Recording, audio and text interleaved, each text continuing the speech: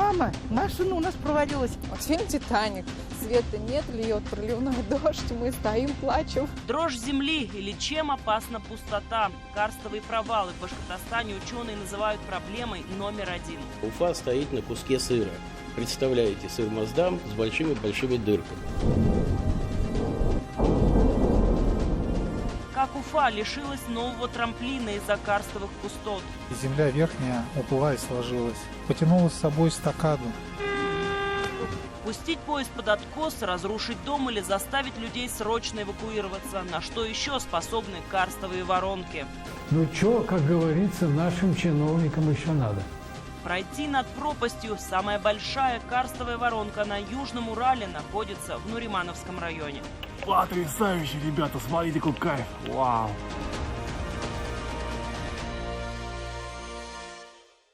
Где-то здесь, под землей, прямо под моими ногами до сих пор находится «Лада Калина», которую буквально засосала в карстовую воронку в 2016 году. Между прочим, прямо во дворе жилого дома на улице Интернациональной. Обошлось без жертв, но найти машину спасатели так и не смогли. Ее не удалось обнаружить даже на 10-метровой глубине. Отсюда родилась версия, что автомобиль унесло водой, и теперь он до сих пор дрейфует где-то там, в Уфимском подземелье.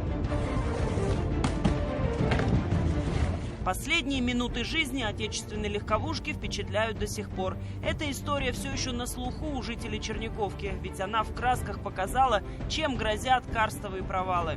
Мама, машина у нас провалилась. Ой, батюшки мои, ну мне сразу страшно стало. И вот смотрим, вот пластом земля валится, пластом. Ну и все, и забыли, похоронили здесь. Ладно. Жители дома по соседству рассказывают, проснулись посреди ночи от толчка, как во время землетрясения. Грохот был какой-то сильный вообще. Прям тряхнуло, было очень чувствительно. У меня даже плитка кафельная тоже полетела, оторвало несколько штук. С тех пор, рассказывают жильцы, по стенам дома поползли трещины. Хотя глубокую яму во дворе засыпали, через несколько лет земля провалилась опять на том же самом месте. Сейчас здесь снова паркуются автовладельцы. И никто не знает, кто будет следующим. На школьном поле перед школой провалы были. Частенько такое бывает. Геологи подтверждают, в этом районе действительно велик риск появления карстовых воронок. При этом дома строились здесь без должного укрепления. И сейчас оно им крайне необходимо, считает инженер-геолог Владимир Камалов. Ну что, как говорится, нашим чиновникам еще надо. Там целый квартал, 5 или 6 домов, детский садик, школа. Мы уже писали везде и говорили, составляли различные сметы, дополнительные изыскания, сколько надо затратить цемента. Это все давно просчитано. Но все ждут, а вдруг простоит. Впрочем, повод для беспокойства есть не только у жителей одного квартала. Почти вся территория Уфы, треть площади Башкортостана находится в зоне опасных карстовых процессов. Они красной полосой проходят через всю республику с севера на юг. Уфа стоит на куске сыра. Представляете, сыр Маасдам с большими-большими дырками. Для республики это проблема номер один. Салават, Шимбай – это все полоса развития карста. Этой проблеме не придается нужного значения. Башкортостан стоит на гипсе и известняке, горных породах, в которых под воздействием воды легко образуются карстовые провалы. Только в южной части Уфы зафиксировано более 5000 воронок.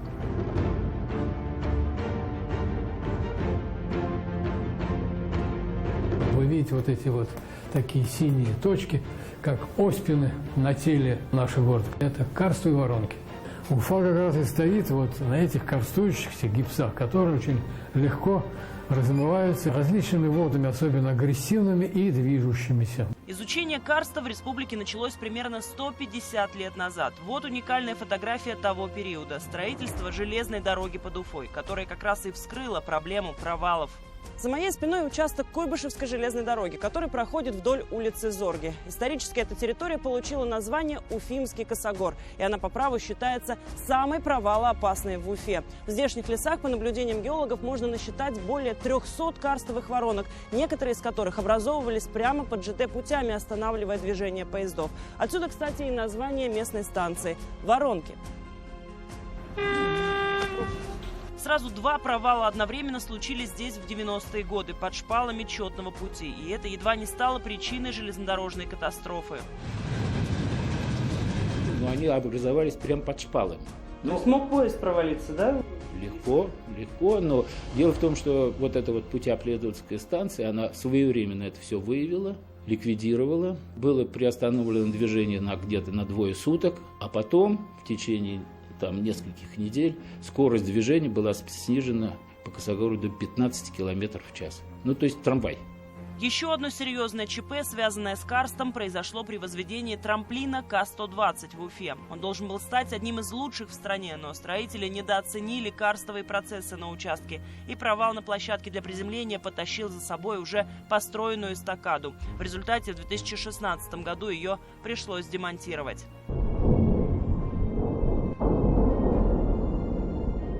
Земля верхняя уплыла и сложилась. Потянула с собой эстакаду. Эстакада, она стояла, уже была готовая.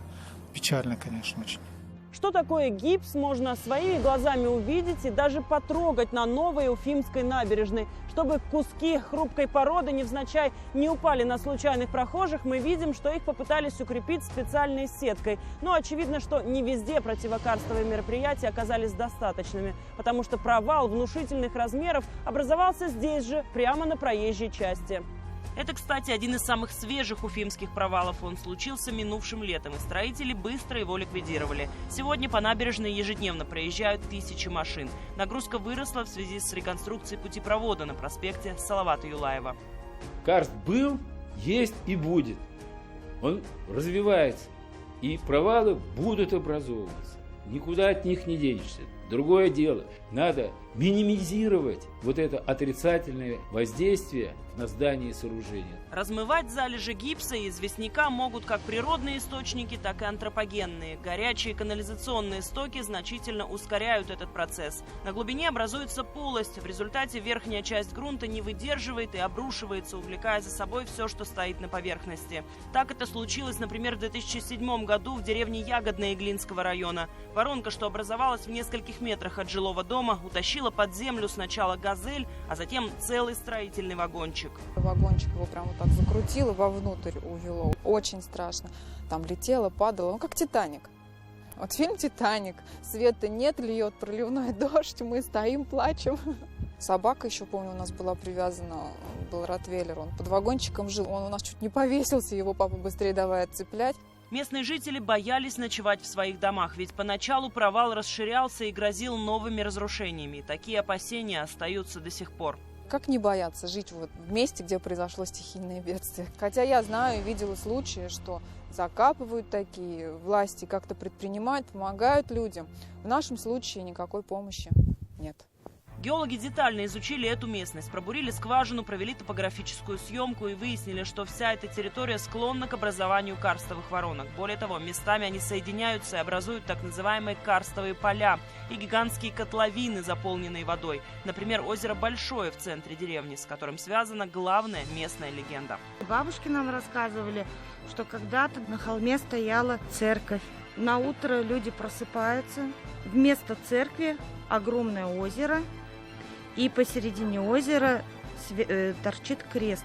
Движение земли и воды привело к еще одному интересному явлению на этом озере – плавающий остров. Вот он хорошо заметен на снимке со спутника. Это большой фрагмент грунта с деревьями, который, по словам местных жителей, давно дрейфует от одного берега к другому. Прям кусок земли плавает вместе с деревьями. Мы сколько по нему лазили. Иногда прям посередине озера красиво так стоит, остановится, да. Появление озер в результате карстовых провалов случается и в соседнем Нуримановском районе. Название одной из деревень – Новокулево. Кстати, так и переводится – «Новое озеро». Последний такой водоем образовался здесь в 2017 году. Огромный провал диаметром около 40 метров опрокинул линию электропередач, забор и несколько деревьев. Пройти по дну карстовой воронки даже спустя 4 года после провала, пожалуй, не самая удачная идея. Над головой 3-4 метра неровного земляного берега, под ногами замерзшая вода. Точную глубину, кстати, сейчас никто не знает. И хотя местные жители говорят, что в последнее время воронка относительно стабильна, не перестаешь думать о том, что в любой момент все это может уйти у тебя из-под ног. Расчистив снег, мы заметили необычное явление. Лед замерз под уклоном. Специалисты объяснили это тем, что где-то в центре воронки до сих пор есть так называемый панор – отверстие, куда уходит вода, будто в сливную трубу в ванной. Дом Камиля Шайхетдинова недалеко от провала. Говорит, его это не очень беспокоит. А вот те, кто недавно купили здесь землю, передумали строить жилье. А вот здесь с Тюмени брали 2 участка. Они увидели вот это. Нет, говорят, мы лучше в город пойдем, квартиру купим. Мне хорошо, меньше народу, больше кислорода. Подобными воронками, большими и поменьше, усеяна вся территория вокруг деревни. И мы когда в детстве были, думали, что здесь война была. От этого потом уже дедушки и бабушки сказали, что это давние вот эти провалы. И здесь тоже есть своя легенда, связанная с местной горой под названием Терпетау. У нас Терпетау, гора Ежик. Вот видите, она на ежик похожа. У подножия горы стояла мельница. Давно уже она стояла, вот еще наши бабушки рассказывали. Стояла, и вдруг провалилась куда-то. И никто не видел, а на этом месте появилась вода.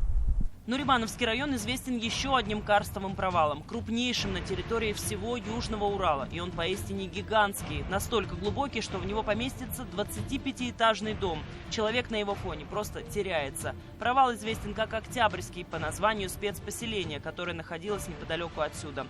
Вот, например, кадры со дна воронки, снятые блогером-путешественником Олегом Чагадаевым. Потрясающе, ребята, смотрите, какой кайф. Вау. Вороночка такая нехилая. Здесь очень холодно внизу, прямо холод идет из недр, там же туда же полностью уходит. И пахнет так, как пахнет в пещерах. Не менее впечатляющее видео снял на этом провале спелеолог и журналист Андрей Кузьмин. Сюда он приехал со спортсменами, которые увлекаются так называемым слэклайном. Над воронкой натягивают специальную стропу и идут над пропастью. Зрелище, надо сказать, не для слабонервных.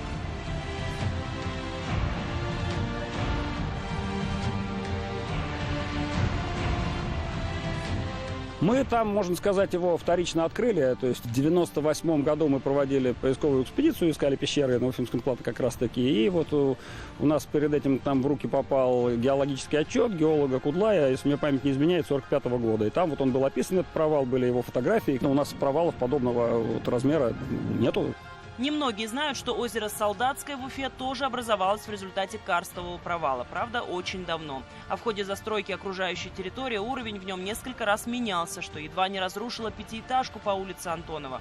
Здание треснуло пополам, а затем и вовсе на метр ушло под землю. И это впечатляет. Теперь жильцы задевают головой о козырек над подъездом и не помещаются в дверной проем. Вот это вообще... Это средний рост человека. Уровень пола здесь был, а сейчас ушел вон туда, вон, вниз. Вот и жильцы сами бетонировали здесь. Вот швеллеры поставили, чтобы дом не рухнул. Но, пожалуй, самый известный дом, пострадавший от карста, находится на Уфимском шоссе. На первый взгляд, это обычная жилая 9-этажка. Где-то занавески, посуда и даже приоткрытое окно. Во дворе припаркованные машины. Кажется, что жильцы вот-вот выйдут из подъезда. Но на самом деле люди покинули это здание на Уфимском шоссе уже больше 5 лет назад. Причем в экстренном порядке. И теперь это такой дом-призрак в центре мегаполиса.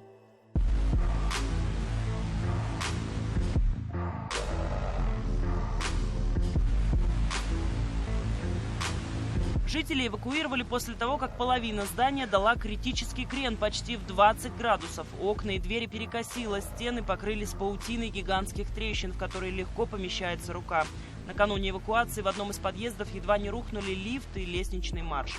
И тем не менее расселили только половину здания. Во второй все еще живут люди, которые каждую ночь слышат, как разрушается их дом. В детской комнате регулярно каждую ночь сыпется и трещит. Один раз вот просто бесконечно, наверное, на протяжении получаса сыпалось.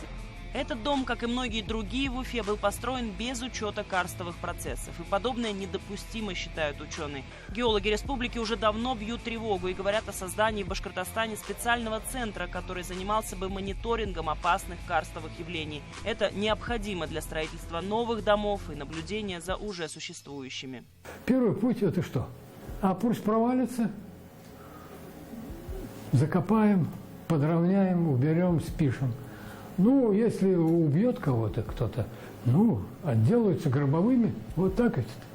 А второй путь – это как раз создание вот такого центра, который вот обобщит все материалы и будет управлять вот этим карстовым процессом.